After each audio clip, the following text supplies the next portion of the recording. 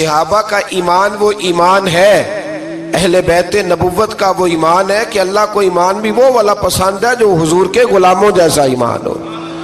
اللہ تبارک و تعالیٰ نے منافقین کا ذکر فرمایا تو پھر اللہ کریم نے فرمایا یہ تو وہ بیوقوف لوگ ہیں اس آدمی کی طرح جو آگ جب پوری جلا لیتا ہے نا روشنی پھیل جاتی ہے تو پھر اللہ اس کا نور لے جاتا ہے۔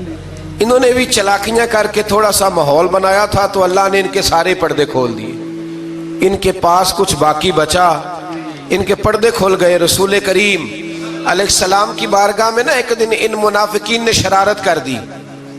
منافقین نے شرارت کیا کی؟ جب حضور صلی اللہ علیہ وسلم نے فرمایا نا پوچھو جو پوچھنا ہے، تو امام راضی کہتے ہیں یہ پیچھے نمازیں پڑھتے تھے، یہ 313 تھے حضور کے پیچھے۔ اگر مدینے میں رہ کے منافق ہو سکتے ہیں تو باقی ملکوں میں بھی تو ہو ہی سکتے ہیں نا جی۔ حضور کے پیچھے نمازیں پڑھتے تھے تو ایک دن کہنے لگے نہیں یہ کہتے ہیں جو مرضی پوچھو تو ہم پیچھے نمازیں پڑھتے ہیں، ہمارا انہیں پتہ نہیں۔ جب یہ اعتراض کیا نا حضور کے علم پر، آپ سمجھ لیں کہ حضور کے علم پر اعتراض کرنا طریقہ کس کا ہے؟ طریقہ کس کا ہے حضور کے علم مبارک پر اعتراض کرنا؟ کہنے لگے پیچھے نمازیں پڑھتے انہیں پتہ ہی نہیں۔ جب یہ کہا تو اللہ کے رسول نے نا جمعے والا دن تھا، حضور نے فرمایا میرے علم پر اعتراض کرتے ہو؟ 70 بندے نام لے کر اور ولدیتیں لے کر، بلکہ بہت سارے ایسے تھے جنہیں کنفرم ہو گیا کہ ولدیت اصل میں ہے کیا، انہیں طے ہو گیا۔ حضور کے بے ادب کے لیے یہ طے کرنا بھی مشکل ہوتا ہے نا، طے ہو گیا کہ ولدیت ہے کیا۔ 70 بندے نام لے کے حضور نے مسجد نبوی سے نکال دیے۔ فرمایا یا فلاں بن فلاں قم فخرج فإنک منافق، او فلاں کے بیٹے فلاں کھڑا ہو جا، نکل جا تو منافق ہے۔ حضور نے 70 بندے نکال دیے۔ اب 70 بندے اکٹھے گلی میں نکلیں تو رش تو پڑ جاتا ہے نا۔ حضرت عمر فاروق لیٹ ہو گئے، جمعے میں آ رہے تھے، ان کو جاتے ہوئے دیکھا تو عمر فاروق فرمانے لگے جمعہ ہو گیا ہے بھئی، 70 بندے نکل آئے باہر، جمعہ ہو گیا ہے۔ تو ایک منافق کہنے لگا تھا کہ نہیں حضور نے نکال دیا، تو عبداللہ بن ابی سلول جو ان کا سربراہ تھا نا وہ کہنے لگا چپ کر۔ حضرت عمر سے کہنے لگا ہاں جی ہو گیا ہے۔ وہ بھی کہنے لگا تھا نہیں ہوا، ہمیں نکال دیا گیا ہے۔ تو یہ سردار بولا، کہنے لگا ہو گیا ہو گیا۔ حضرت عمر کہنے لگا چلو جمعہ ہو گیا تو جا کے اندر حضور کی زیارت ہی کر لیتا ہوں، لیٹ تو ہو ہی گیا ہوں۔ حضرت عمر اندر چلے گئے تو پیچھے سے وہ منافقین اپنے سردار سے کہنے لگے کہ 2 منٹ میں عمر کو پتہ چل جائے گا کہ تم نے جھوٹ بولا ہے۔ عمر کو جا کے پتہ چل جائے، کہنے لگا بڑے پاگل ہو، میں نے تمہاری جان بچائی ہے، نبی پاک نے تو مسجد سے نکالا ہے نا۔ تو عمر کو پتہ چل جاتا نا ہم منافق ہیں، تو ابو بکر بھی مسجد میں تھے، علی بھی مسجد میں تھے، عثمان بھی مسجد میں تھے، بچانے والا ہی کوئی نہیں تھا۔ عمر نے تلوار لے کے تو دنیا سے نکال دینا تھا، تو میں نے جان بچائی ہے، آپ جائیں گے نا اندر تو حضور ٹھنڈا کر دیں گے، فرمائیں گے چلو میں نے نکال جو دیا ہے۔ تو یہ وہ منافقین کی جماعت ہے۔ دوسرے سے تیسرے رکوع میں نا اللہ تعالیٰ نے انسان کو یاد کرایا ہے کہ تو نے عبادت اپنے رب کی کرنی ہے، اور فرمایا رب تمہارا وہ ہے جس نے تمہارے لیے زمین کو فرش بنایا ہے، آسمان کو چھت بنایا ہے، اور آسمان سے پانی برسا کے تو زمین سے پھل اگائے ہیں، رزق لکم، وہ بھی تیرے کھانے کے لیے اگائے ہیں۔ وہ جو آسمان سے بارش برسا کے زمین سے سبز اور پھل اگائے ہیں تو وہ بھی تیرے لیے۔ جب سارا کچھ تیرے لیے بنایا تو بھی تو عبادت کرنا اپنے رب کی، پھر کسی کو اس کا شریک نہ ٹھہرا۔ ایک چیلنج بھی کیا قرآن مجید نے اس رکوع کے اندر۔ کہا کرتے تھے مکے کے لوگ کہ آپ قرآن مجید کی آیتیں نبی کریم علیہ السلام سے کہا کرتے تھے کہ معاذ اللہ آپ خود بناتے ہیں، بنا کے لاتے ہیں۔ تو اللہ کریم نے فرمایا وَإِن كُنتُمْ فِي رَيْبٍ مِّمَّا نَزَّلْنَا عَلَىٰ عَبْدِنَا فَأْتُوا بِسُورَةٍ مِّن مِّثْلِهِ، اگر تمہیں شک ہو نا اس میں جو ہم نے بندہ خاص پہ نازل کیا ہے تو تم بھی اس جیسی ایک صورت بنا کے لاؤ۔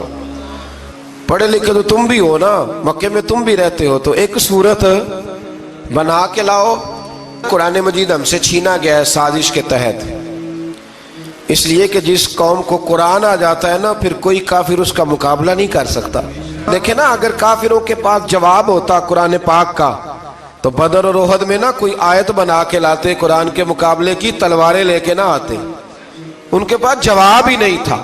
اور قیامت تک کسی کافر کے پاس قرآن مجید کا کوئی جواب، قرآن کا کوئی جواب قسم اللہ کی جواب کوئی نہیں قرآن کا، اس کا کوئی جواب نہیں۔ کیا بات ہے قرآن پاک کی۔ وہ ایک دفعہ مسلمہ کذاب بے ایمان کہنے لگا میں نے بنا لیا ہے قرآن پاک کا جواب۔ معاذ اللہ، جواب کیا بنایا؟ وہ سورت ہے نا القاریۃ ما القاریہ وما ادراک ما القاریہ، کھڑکھڑانے والی کیا ہے، کھڑکھڑانے والی تمہیں کیا پتا کیا ہے کھڑکھڑی، قیامت کا ذکر ہے۔ کہنے لگا میں نے اس جیسی صورت بنا لیا، تو کیا بنایا؟ الفیل مل فیل وما ادراک ما الفیل۔ کہنے لگا ہاتھی، تمہیں کیا پتا کیا ہاتھی، تم کیا جانو کیا ہاتھی۔ تو پاس جو اس کے اپنے بیٹھے تھے نا چیلے، وہ کہنے لگے چپ کر جا، سارے زمانے کو پتا ہے ہاتھی کیا ہوتا ہے۔ تو پاگل ہے، اس کے دو کان ہوتے ہیں، ایک سونڈ ہوتی ہے، چار اس کے پیر ہوتے ہیں۔ بیوقوف آدمی قرآن کا مقابلہ کرنا ہے تو کچھ چج کے ساتھ کر، پاگلوں کی طرح مقابلہ کرے گا، جوتے کھائے گا بھی، ہمیں بھی پڑھوائے گا۔ تو قرآن مجید کا کوئی مقابلہ کر سکا؟ تو اس آیہ مبارکہ میں اللہ نے کافروں کو یہ کہا اگر مقابلہ نہیں کر سکتے تو پھر اللہ سے ڈرو، ورنہ دوزخ میں ڈالے جاؤ گے، وہ جس کا ایندھن آدمی اور پتھر ہے، اور بنائی بھی کافروں کے لیے گئی ہے۔ اعدت للکافرین، جہنم کس کے لیے بنائی گئی ہے؟ کافروں اور منافقوں کے لیے۔ مسلمانوں کے لیے بنائی گئی، مسلمان مرضی سے چھلانگے لگائیں تو ان کی موج ہے، ورنہ ان کے لیے جہنم، ان کے لیے اللہ نے جنت بنائی ہے۔ اور یہ بات کرتے ہی رب کریم نے فرمایا اے محبوب علیہ السلام مومنوں کو خوشخبری دے دیں کہ اللہ نے ان کے لیے جنت بنائی ہے، اس میں باغات ہیں، انہیں رزق دیا جائے گا کھانے کے لیے، اور اس میں انہیں پاکیزہ بیویاں دی جائیں گی، اور پھر وہ اس میں ہمیشہ رہیں گے، انہیں اس سے نکالا نہیں جائے گا۔ آگے جو آیات کریمہ ہے نا، اس کے اندر اللہ تبارک و تعالیٰ نے فرمایا ہے کہ اللہ حیا نہیں کرتا سمجھانے کے لیے، مچھر کی مثال بھی دینی پڑے۔ فرمایا قرآن سے کچھ لوگ ہدایت حاصل کرتے ہیں اور کچھ گمراہ ہو جاتے ہیں۔ جب لوگ اپنی مرضی کی تشریحات چاہتے ہیں تو گمراہ ہوتے ہیں، اور جب قرآن کو رسول اللہ صلی اللہ علیہ وسلم اور امت مسلمہ کی تشریحات کی روشنی میں سمجھتے ہیں تو پھر اللہ ہدایت عطا فرماتا ہے۔ پھر اللہ تبارک و تعالیٰ نے آگے ارشاد فرمایا حضرت آدم کی پیدائش کا واقعہ۔ کچھ مفسرین نے لکھا اللہ نے مشورہ کیا تھا فرشتوں سے، وَإِذْ قَالَ رَبُّكَ لِلْمَلَائِكَةِ إِنِّي جَاعِلٌ فِي الْأَرْضِ خَلِيفَةً، لیکن کچھ مفسرین کہتے ہیں کہ اللہ کو ضرورت نہیں فرشتوں سے مشورہ کرنے کی، اللہ نے فرشتوں سے مشورہ نہیں کیا، بلکہ رب نے انہیں آگاہ فرمایا تھا کہ میں لگا ہوں زمین پہ اپنا نائب بنانے، میں خلافت دینے لگا ہوں زمین پہ۔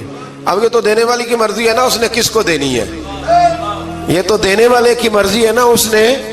تو کچھ لوگ کہتے ہیں کہ دینے والے سے زیادہ ہمیں پتہ ہے، تو فرشتوں کو بھی یہ اجتہادی خطا ہو گئی، کہنے لگے یا اللہ اسے نہ بنانا، یہ فساد کرے گا، یہ خون ریزیاں کرے گا۔ تو اللہ نے فرمایا جو میں جانتا ہوں وہ تم اللہ